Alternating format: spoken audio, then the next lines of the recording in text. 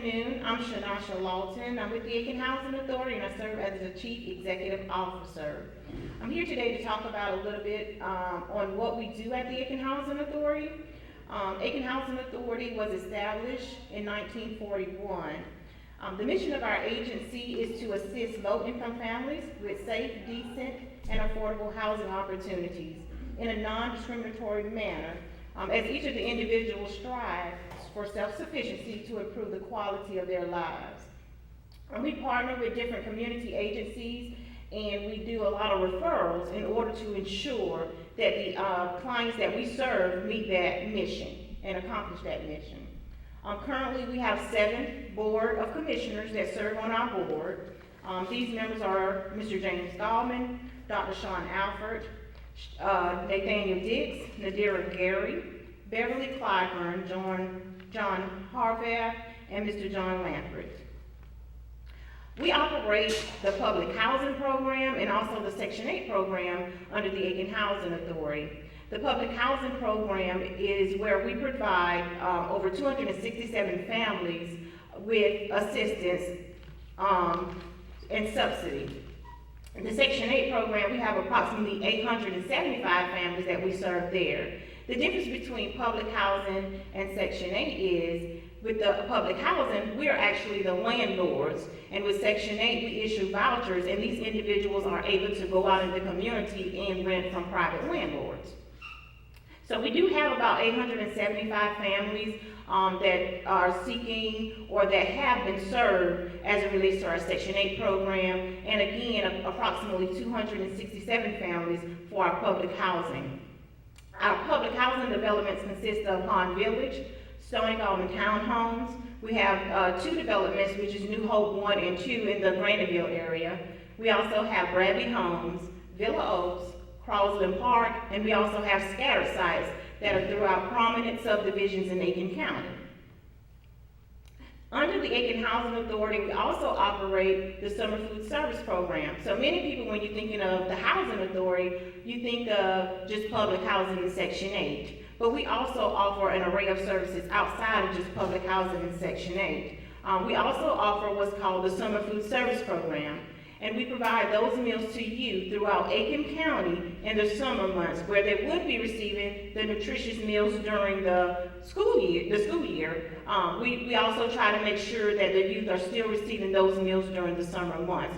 So the program typically is about an 8-week program, and we also provide breakfast meals and also lunch meals. Not only do we offer the Summer Food Service Program, but many are not familiar with our Section 8 home ownership program.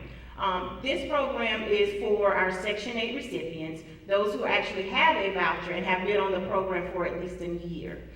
With that, instead of paying the landlord, we would actually pay a lender. So they still go through the whole entire process of purchasing a home. They still go through the entire process of credit, work an agreement with the United States Department of Housing and Urban Development, better known as HUD, and it's called an annual contributions contract. And so those funds, that's where our funds come from, is from HUD. And so we receive what's called capital funds. We also receive operating subsidies, and all of those are through our public housing program. And then we also have, through our Section 8, we get rental assistance funds and administrative funds in order to operate the program.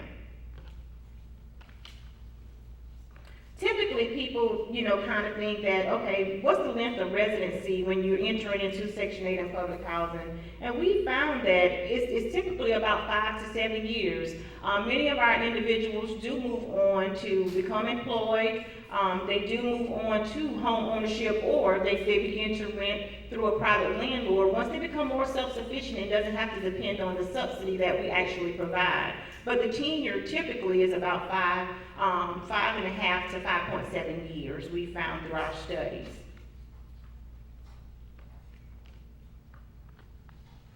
We talk about who's eligible. There is an income qualification to tell you who's eligible for that particular program, whether it be public housing or Section 8. So we do an in-depth background check. We look at what's on the application, how many persons are in the household. So we do in its entirety a full background check or reference regarding the previous landlord that they may have rented from.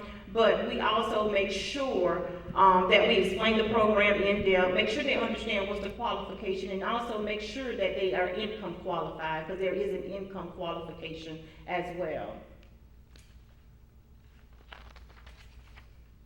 So to give you a little understanding of what we do when it comes to the summer food program, I can give you the statistics on what we did last year in 2018. In 2018, we had about 41 sites throughout Aiken County. We served approximately 135,000 meals. That would include breakfast and lunch meals. And so we hire summer associates to work with us for the summer food program that also help us with the monitoring of the sites, because we have over 41 sites that we monitored on last year. And we served approximately 3,500 youth throughout Aiken County. We also have other programs that we offer through our nonprofit entity. That nonprofit entity is the Community Development and Improvement Corporation, better known as CDIC, and I'll be referring to it as CDIC.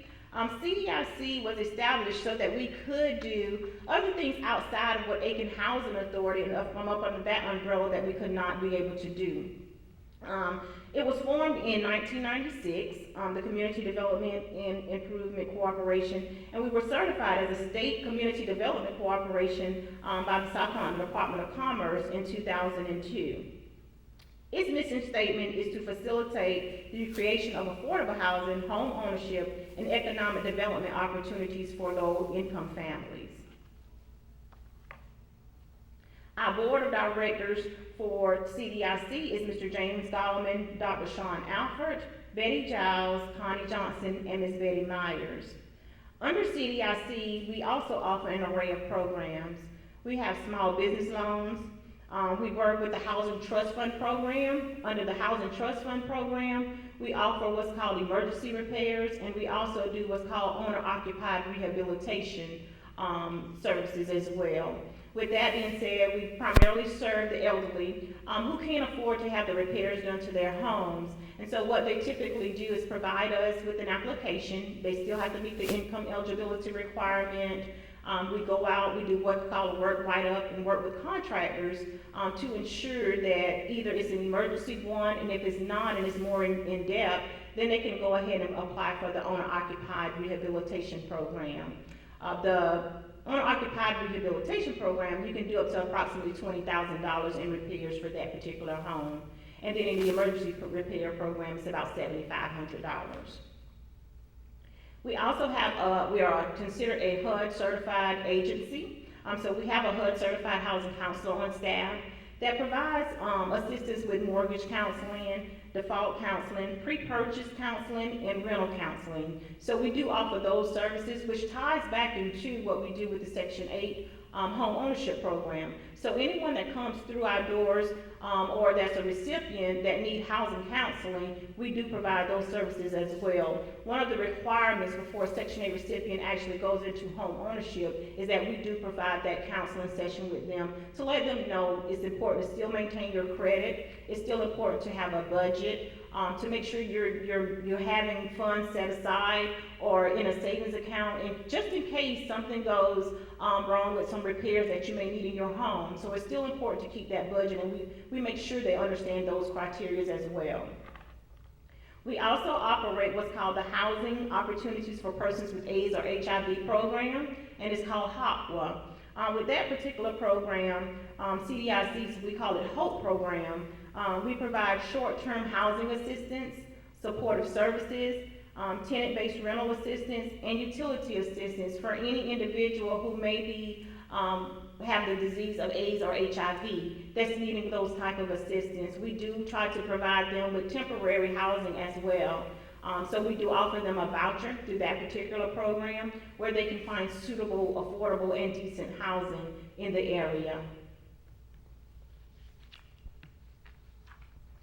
For our Housing Trust Fund, just to kind of let you know what counties we serve as it relates to the repairs, we do Aiken, Edgefield, Saluda, Lexington, Orangeburg, Newberry, and Barnwell counties. These are the counties that we serve, so if any individuals are needing assistance with home repairs, we can do it at that time with the application process. We also have tax credit properties where we have about 462 families that we serve under that particular umbrella. We have properties in North Augusta. We have properties in Aiken, South Carolina. We have properties in Hardyville, South Carolina, as well as Spartanburg, South Carolina. So we have done some development in those areas, and we have tax credit properties where we're serving over 462 families. Also included is Saluda and Edgefield as well.